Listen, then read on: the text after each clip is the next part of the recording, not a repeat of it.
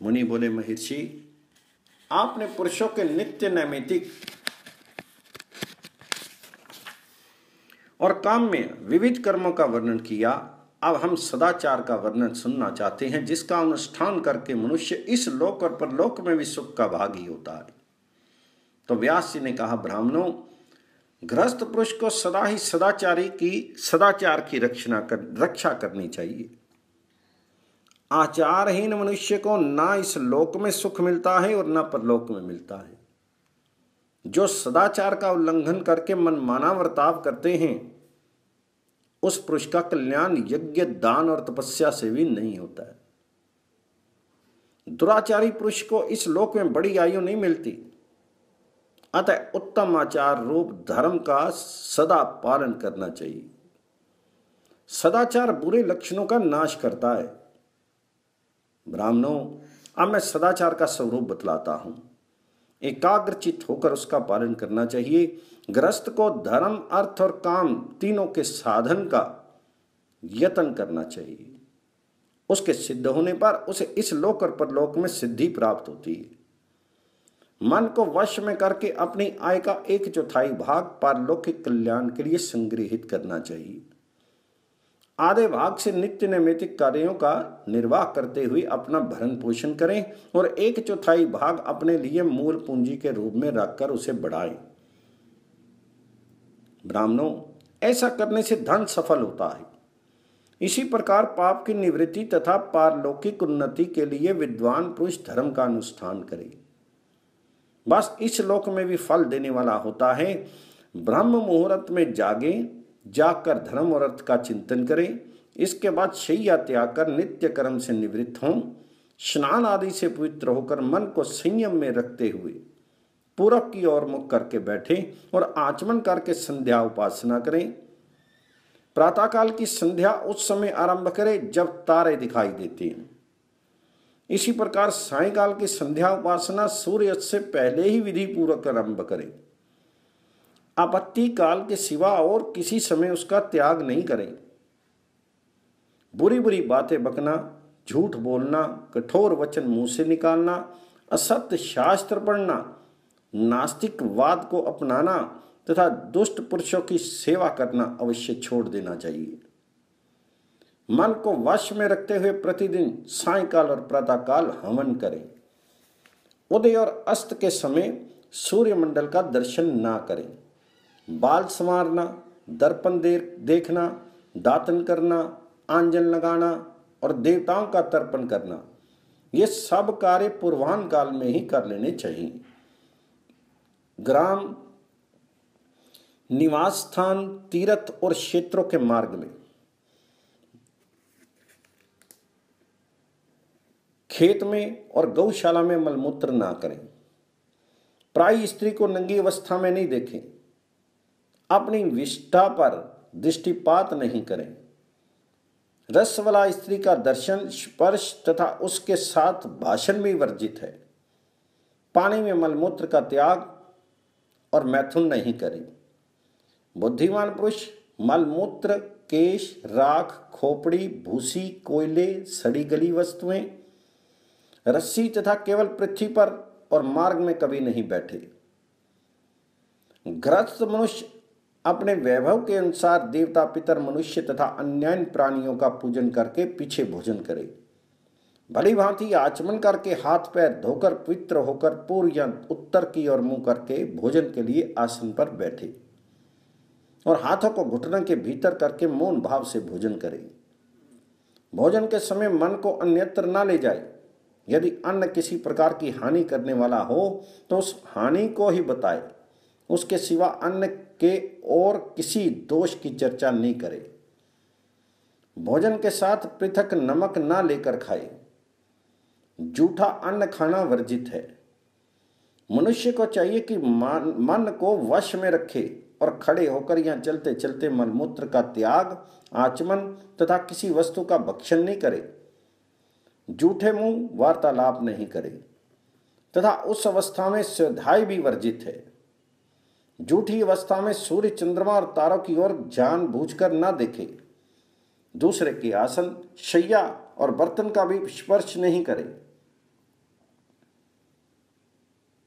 गुरुजनों के आने पर उन्हें बैठने को आसन दे, उठकर प्रणाम आदि के द्वारा उनका आदर सत्कार करे, उनके अनुकूल वार्तालाप करे, जाते समय उनके पीछे पीछे कुछ दूर तक जाकर पहुंचाए। उसके प्रतिकूल कोई वर्ताव नहीं करे। एक वस्त्र धारण करके भोजन और देव पूजन नहीं करे।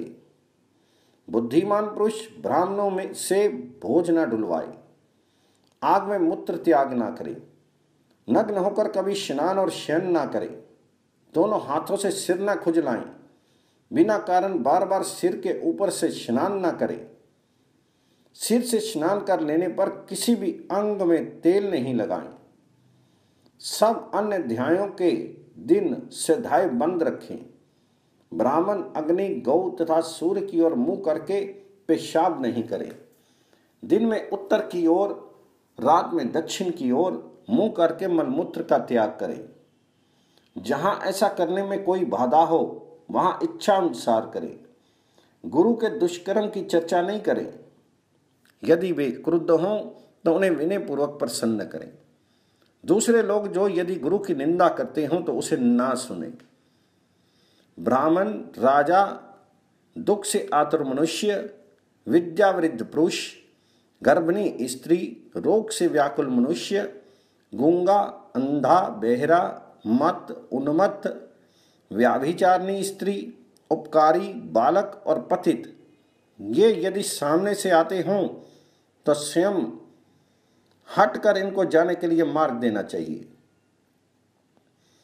विद्वान पुरुष देवालय, चैत्यवृक्ष, चौराहा, विद्यावृद्ध पुरुष और गुरु इनको दाहिने करके चले। दूसरों के धारण किए हुए जूते, वस्त्र और माला आदि स्वयं नहीं पहने। चतुर्दशी, अष्टमी, पूर्णिमा तथा पर्व के दिन तेल अभ्यंग एवं स्त्री सेवास नहीं करे। बुद्धिमान मनुष्य बाहों और पिंडलियों को ऊपर उठाकर ना खड़ा हो तथा पैरों को भी ना हिलावे, पैर से पैर को नहीं दबावे, किसी को चुभती हुई बात नहीं कहे, निंदा और चुगली छोड़ दे, दंभ, अभिमान और तीखे व्यवहार का त्याग कर दे, मूर्ख, उन्मत्त, व्यसनी, कुरूप, हीनंग और निर्धन मनुष्यों की खिल्ली नहीं उड़ाए, दूसरों को दंड नहीं दे। केवल पुत्र और शिष्य को शिक्षा देने के उद्देश्य से दंड दिया जा सकता है। आसन को पैर से खींचकर नहीं बैठे। सायंकाल और प्रातःकाल पहले अतिथि का सत्कार करके पीछे स्वयं भोजन करें। पूर्व या उत्तर की ओर मुंह करके ही दातन करें। दातन करते समय मौन रहें। दातन के लिए निषिद्ध वृक्ष एवं लताओं का परित्याग करें। उत्तर और पश्चिम की ओर सिर करके कभी नहीं सोएं। पूर्व या दक्षिण या पूर्व दिशा की ओर ही मस्तक करके सोना चाहिए। जहां से दुर्गंध आती हो ऐसे जल में तथा रात्रि काल में स्नान नहीं करें। ब्राह्मण के ग्रहण के समय रात्रि में भी स्नान करना बहुत उत्तम है। इसके सिवा अन्य समय में दिन में ही स्नान का विधान है। वस्त्र के छोर से तथा वस्त्र हाथ में लेकर उससे शीर को ना मले। बालों और वस्त्रों को ना झटकारे। विद्वान पुरुष स्नान किए बिना कभी चंदन नहीं लगावे। एक दूसरे के वस्त्र और आभूषणों को अदल बदल कर ना पहने। जिसमें कोर ना हो और जो बहुत फट गया हो ऐसा वस्त्र ना पहने। जिसमें कीड़े अथवा बाल पड़े हों, जिसे कुत्ते ने देखा अथवा चाट लिया हो, अथवा जो सार भाग निकाल लेने के कारण दूषित हो गया हो, ऐसे अन्न को कभी नहीं खाएं। भोजन के साथ अलग नमक रख कर ना खाएं। बहुत देर के बने हुए सूखे और बासी अन्न को त्याग दें। साग, ईख के रस और दूध की बनी हुई वस्तुएं भी यदि बहुत दिन की हों तो उन्हें ना खाएं। सूर्य के उदय और अस्त के समय शयन नहीं करें। बिना नहाए, बिना बैठे, अन्नमनस्य होकर शैया पर बैठकर या सोकर, केवल पृथ्वी पर बैठकर बोलते हुए तथा भृत्यवर्ग को दिए बिना कदापि भोजन नहीं करें। मनुष्य स्नान करके सवेरे और शाम 2 समय विधि पूर्वक भोजन करे। विद्वान पुरुष को कभी प्राय स्त्री के साथ समागम नहीं करना चाहिए। पर स्त्री संगम मनुष्यों के इष्ट पूर्त और आयु का नाश करने वाला है। इस संसार में पर स्त्री गमन के समान पुरुष की आयु का विघातक कार्य दूसरा कोई नहीं है। देव पूजा, अग्निहोत्र, पितरों का श्राद्ध, गुरुजनों को प्रणाम तथा भोजन भली भांति आचमन करके करना चाहिए। स्वच्छ, फैन रहित, दुर्गंध शून्य और पवित्र जल लेकर पूर्व या उत्तर की ओर मुंह करके आचमन करना चाहिए। जल के भीतर की, घर की, बांबी की, चूहे के, बिल की और शोच से बनी हुई ये 5 प्रकार की मिट्टियां त्याग देने चाहिए। हाथ पैर धोकर एकाग्रचित्त से मार्जन करके घुटनों को समेट कर 3 या 4 बार आचमन करें। फिर 2 बार होंठ पोंछकर आंख, कान, मुख, नासिका तथा मस्तक का स्पर्श करें। इस प्रकार जल से भली भांति आचमन करके पवित्र होकर देव पूजन तथा श्राद्ध आदि की क्रिया करनी चाहिए। छींकने, चाटने, वमन करने, थूकने तथा अस्पृश्य का स्पृश करने पर का आचमन, सूर्य का दर्शन अथवा दाहिने कान का स्पर्श करना चाहिए। इसमें पहले के अभाव में दूसरा उपाय करना चाहिए। पहले उपाय के संभव होने पर उपायांतर का अवलंबन अभिष्ट नहीं। दांत ना खटखटाएं, अपने शीर पर ताल ना दें। दोनों संध्याओं के समय अध्ययन, भोजन और शयन का त्याग करें। संध्या काल में मैथुन और रास्ता चलना भी मना है। पूर्वाह्न में देवताओं का, मध्याह्न में मनुष्यों का और अपराह्न काल में पितरों का भक्ति पूर्वक पूजन करना चाहिए।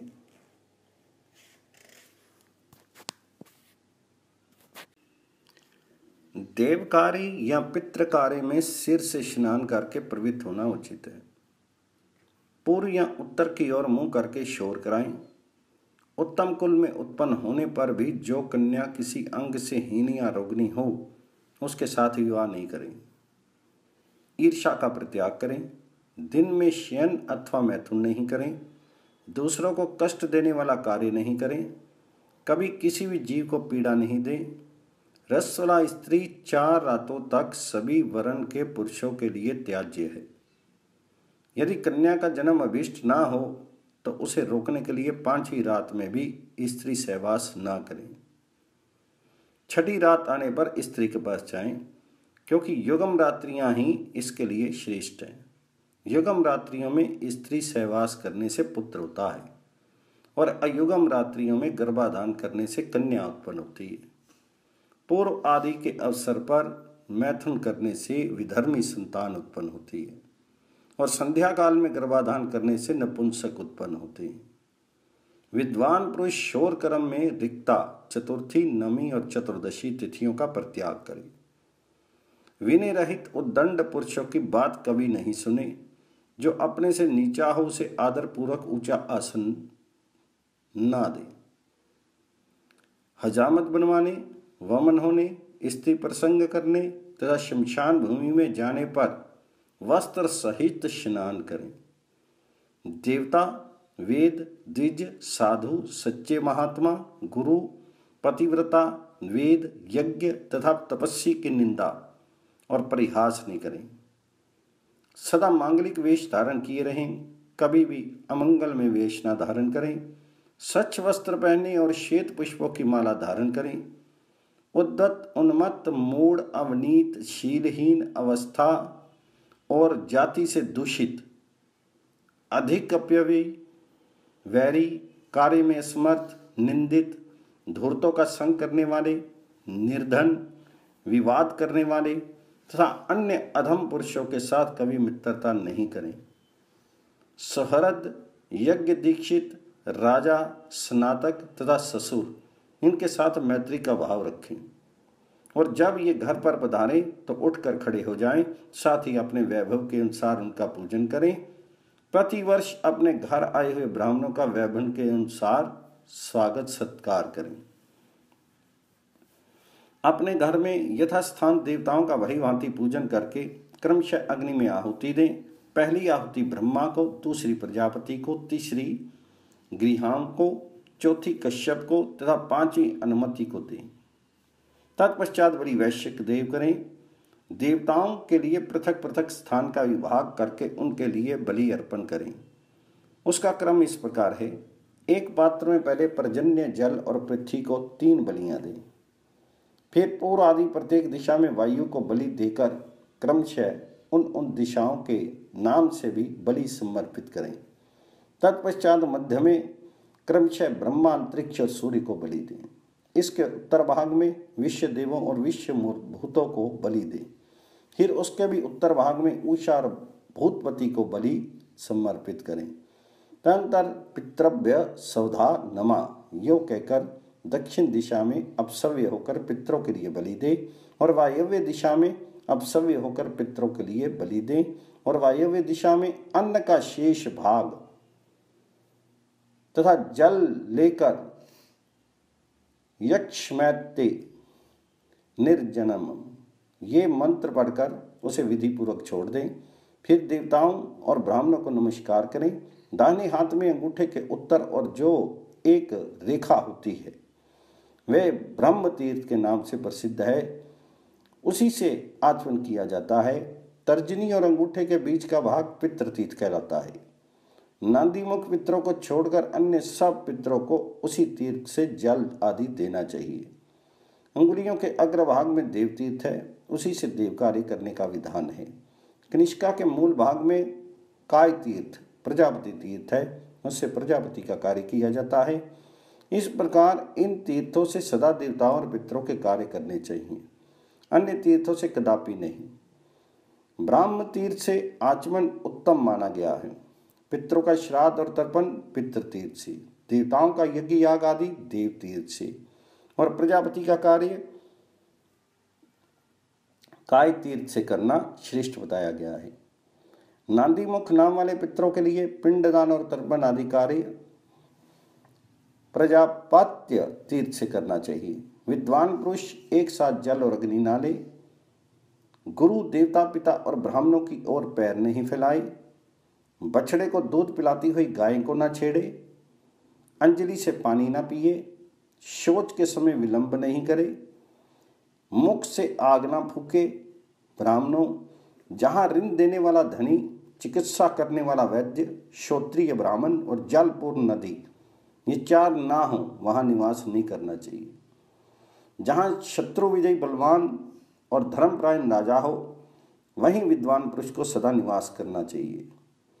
दुष्ट राजा के राज्य में कहाँ सुख है?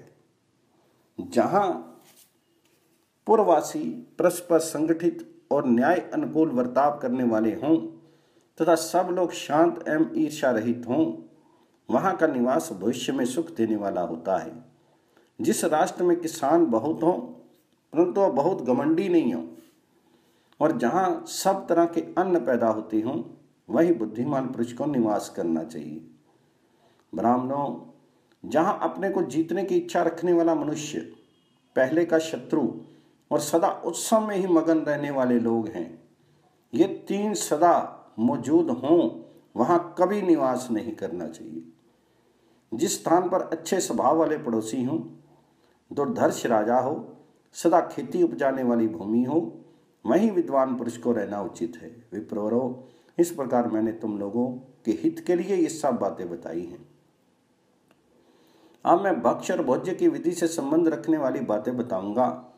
घी अथवा तेल में पका हुआ अन्न बहुत देर का बना हुआ अथवा बासी भी हो तो वह भोजन करने योग्य होता है। गेहूं, जौ तथा गौ रस की बनी हुई वस्तुएं तेल घी में ना बनी हों तब भी वे पूर्ववत ग्रहण करने योग्य होती हैं। शंख, पत्थर, सोना, चांदी, रस्सी, कपड़ा, साग, मूल, फल, मणि, हीरा, मूंगा, मोती, पात्र और चम्मच, इन सब की शुद्धि जल से होती है। लोहे के पात्रों एवं हथियारों की शुद्धि पानी से धोने और पत्थर यानी शान पर रगड़ने से होती है। जिस पात्र में तेल या घी रखा गया हो उसकी सफाई गर्म जल से होती है। सूप, मृगचरम, मूसल, ओखली तथा कपड़ों के ढेर की शुद्धि जल छिड़कने मात्र से हो जाती है। वलकल वस्त्र की शुद्धि जल और मिट्टी से होती है। मिट्टी के बर्तन दोबारा पकाने से शुद्ध होते हैं। भिक्षा में प्राप्त अन्न, कारीगर का हाथ, बाजार में बिकने के लिए आई हुई शाक आदि वस्तुएं जिसके गुण दोष का ज्ञान ना हो ऐसी वस्तु और सेवकों द्वारा बनाई हुई वस्तु सदा शुद्ध मानी जाती है। जो बहता हो तथा जिससे दुर्गंध न आती हो ऐसा जल शुद्ध माना गया है। समय अनुसार अग्नि में तपाई, बुहारने, गायों के चलने फिरने, लीपने, जोतने और जल छिड़कने से भूमि की शुद्धि होती है। बुहारने आदि से घर शुद्ध होता है। जिसमें बाल या कीड़े पड़े हों, जिसे गाय ने सूंघ लिया हो तथा जिसमें मक्खियां पड़ी हों, ऐसी पात्र की शुद्धि के लिए राख, मिट्टी और जल का उपयोग करना चाहिए। तांबे का बर्तन खटाई से, रांगा और सीसा जल से, कांसे के बर्तन राख और जल से शुद्ध होते हैं। जिस पात्र में कोई अपवित्र वस्तु पड़ गई हो उसे मिट्टी और जल से तब तक धोएं जब तक कि उसकी दुर्गंध दूर नहीं हो जाए, इससे वह शुद्ध होता है। धूल, अग्नि, घोड़ा, गऊ, छाया, किरणें, वायु, भूमि, जल के छींटे और मक्खी आदि ये सब अशुद्ध वस्तु के संसर्ग में आने पर भी दूषित नहीं होते। बकरे और घोड़े का मुख शुद्ध माना गया है, किंतु गाय का नहीं। बछड़े का मुंह तथा माता का स्तन भी पवित्र बताया गया है। पेड़ से फल गिराते समय पक्षी की चोंच भी शुद्ध मानी गई है। आसन, शैया, सवारी, नदी का तट और तृण ये सब बाजार में बिकने वाली वस्तुओं की भांति सूर्य और चंद्रमा की किरणें तथा वायु के स्पर्श से शुद्ध होते हैं। सड़कों और गलियों में घूमने फिरने, स्नान करने, छींक आने, हवा खुलने तथा वस्त्र बदलने पर विधि पूर्वक आचमन करना चाहिए। पक्की ईंट के बने हुए चबूतरे आदि में यदि कोई अस्पृश्य वस्तु, गलियों की कीचड़ या जल आदि लग जाए तो उसकी शुद्धि केवल वायु के स्पर्श से हो जाती है। अनजान में यदि दूषित अन्न भोजन कर लें तो 3 रात उपवास करने से शुद्धि होती है, और यदि जानबूझकर किया हो तो उसके दोष की शांति के लिए प्रायश्चित करने से शुद्धि होती है। रसवाला स्त्री, नागप्रसूता स्त्री, चंडाल या मुर्दा ढोने वाले मनुष्यों से छू जाने पर शुद्धि के लिए स्नान करना चाहिए। मनुष्य की गीली हड्डी का स्पर्श कर लेने पर ब्राह्मण स्नान करने से शुद्ध होता है, और सूखी हड्डी का स्पर्श करने पर केवल आचमन करके गाय का स्पर्श या सूर्य का दर्शन करने से वह शुद्ध हो जाता है। थूक और उबटन को ना लांघें। जूठन, मलमूत्र और पैरों की धोवन को घर से बाहर फेंके। दूसरों के खुदाए हुए पोखरे आदि में 5 लोंदे मिट्टी निकालें, बिना स्नान ना करें। देवता संबंधी सरोवरों और गंगा आदि नदियों में सदा ही स्नान करें। असमय में उद्यान आदि के भीतर कभी नहीं ठहरे। लोक निंदित पुरुषों तथा विधवा स्त्रियों से कभी वार्तालाप नहीं करें। रसवाला स्त्री, पतित, मुर्दा, विधर्मी, प्रसूता स्त्री, नपुंसक, वस्त्रहीन, जंडाल, मुर्दा ढोने वाले तथा पर स्त्रीगामी पुरुषों को देखकर विद्वान पुरुष अपनी शुद्धि के लिए सूर्य का दर्शन करें। अभक्ष्य पदार्थ, भिक्षुक, पाखंडी, बिल्ली, गधा, मुर्गा, पतित, जाति बहिष्कृत, चंडाल, ग्रामीण सुअर तथा अशोच दूषित मनुष्यों का स्पर्श कर लेने पर स्नान करने से शुद्धि होती है। जिसके घर में प्रतिदिन नित्य कर्म की अवहेलना होती है तथा जिसे ब्राह्मणों ने त्याग दिया है वह नर अधम पाप भोगी हैं। नित्य कर्म का त्याग कभी नहीं करना चाहिए। उसे ना करने का विधान तो केवल मरना शौच और जिन्ना शौच में ही है। अशौच प्राप्त होने पर ब्राह्मण 10 दिन, क्षत्रिय 12 दिन तथा वैश्य 15 दिन दान, होम आदि कर्मों से अलग रहे। शूद्र 1 मास तक अपना कर्म बंद रखे। फिर अशौच निवृत्त होने पर सब लोग अपने शास्त्रोक्त कर्मों का अनुष्ठान करें। मृतक का दाह संस्कार करने के बाद उसके गोत्र वाले लोगों को चाहिए कि बाहर जलाशय आदि में जाकर पहले, चौथे, 7वें और 9वें दिन उस प्रेत के लिए जलांजलि दें। दाह संस्कार के चौथे दिन समान गोत्र वाले भाई बंधुओं को प्रेत की चिता से उसकी अस्थियों का संचय करना चाहिए। अस्थि संचय के बाद उसके अंगों का स्पर्श किया जा सकता है। फिर समानोदक पुरुष अपने सब कर्म कर सकते हैं। जिस दिन मृत्यु हुई हो उस दिन समानोदक और सपिंड दोनों का स्पर्श किया जा सकता है। दान के लिए चेष्टा करते समय अथवा स्वेच्छा से अथवा शस्त्र, रस्सी, बंधन, अग्नि, विष, पर्वत से गिरने तथा उपवास आदि के द्वारा मृत्यु होने पर अथवा बालक, परदेशी एवं परिवाजरक की मृत्यु होने पर तत्काल अशौच निवृत्त हो जाता है। कुछ लोगों के मत में 3 दिनों तक अशौच बना रहता है। यदि पिंडों में से एक की मृत्यु होने के बाद थोड़े ही दिनों में दूसरे की मृत्यु हो जाए तो पहले के अशौच के साथ ही दूसरे का अशौच भी निवृत्त हो जाता है। अतः पहले के अशौच में जितने दिन शेष हो उतने ही दिनों के भीतर दूसरे का भी श्राद्ध आदि कर्म कर देना चाहिए। जन्नाशौच में भी यही विधि देखी गई है। सपिंड तथा समानोदक व्यक्तियों में एक के बाद दूसरे का जन्म हो तो इसी प्रकार पहले के साथ दूसरे का अशौच भी निवृत्त हो जाता है। पुत्र का जन्म होने पर पिता को वस्त्र सहित स्नान करना चाहिए। उसमें भी यदि एक के जन्म के बाद दूसरे का जन्म हो जाए तो पहले जन्मे हुए बालक के दिन पर ही दूसरे की भी शुद्धि बताई गई है। अशौच के बाद क्रमशः 10, 12, 15 और 30 दिन बीतने पर ब्राह्मण, क्षत्रिय, वैश्य और शूद्र अपने अपने शास्त्रोक्त कर्मों का अनुष्ठान करें। अशौच निवृत्त होने पर प्रेत के लिए एक उद्दिष्ट करना चाहिए और ब्राह्मण को दान देना चाहिए। लोक में जो जो वस्तु अधिक प्रिय हो और घर में भी जो वस्तु अत्यंत प्रिय जान पड़े उसको अक्षय बनाने की इच्छा रखने वाले पुरुषों को उचित है कि वह उसे गुणवान पुरुष को दान दे। अशौच के दिन पूरे हो जाने पर जल, वाहन और आयुध का स्पर्श करके पवित्र हो सब वर्णों के लोग प्रेत के लिए जलदान और पिंडदान आदि कार्य करें। अनंतर अपने अपने वर्ण धर्म का पालन करें। इससे इस लोक और परलोक में भी कल्याण होता है।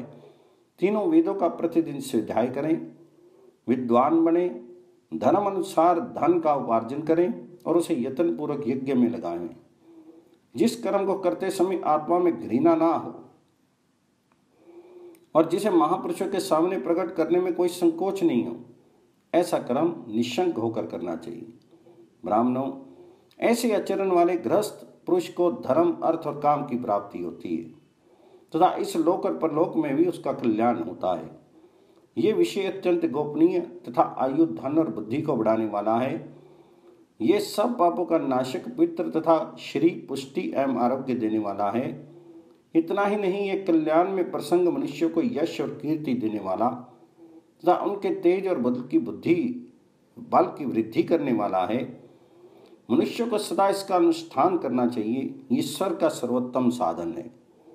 सम्यक श्रेय की इच्छा रखने वाले ब्राह्मण, क्षत्रिय, वैश्य और शूद्रों को यत्न पूर्वक इन सब बातों का ज्ञान प्राप्त करना चाहिए। जो इस विषय को भली भांति जानकर नित्य निरंतर इसका अनुष्ठान करता है वह सब पापों से मुक्त होकर स्वर्गलोक में प्रतिष्ठित होता है। त्रिजोरो, ये मैंने सार से भी अत्यंत सारभूत तत्व का वर्णन किया। ये श्रुतियों तथा स्मृतियों द्वारा प्रतिपादित धर्म है। हर एक को इसका उपदेश नहीं देना चाहिए।